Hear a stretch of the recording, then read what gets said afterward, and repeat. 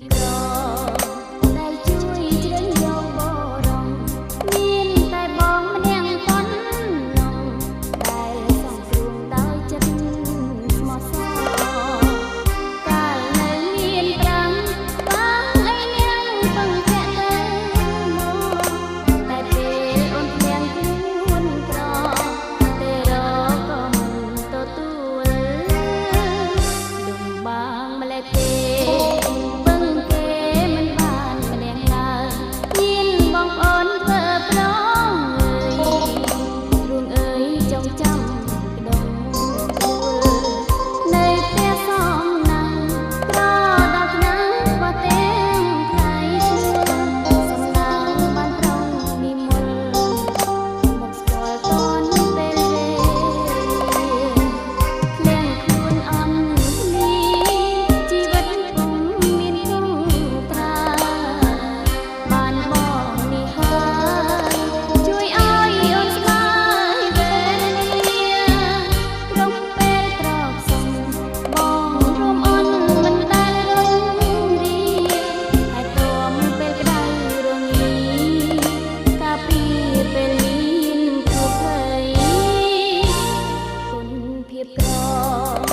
ដែលជួយជ្រើសយក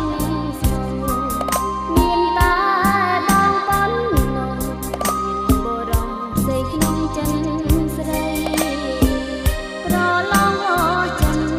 គូជីវិតពេលក្រណាថ្លៃថ្ងៃនេះសូមប្រកាសជ័យនាងអ្នកស្រីថ្លៃ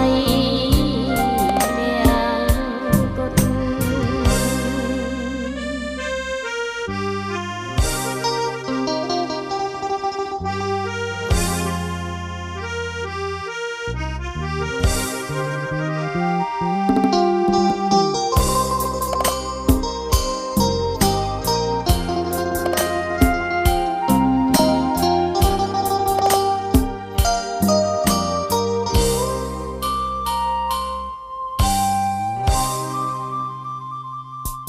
នភាពក្រ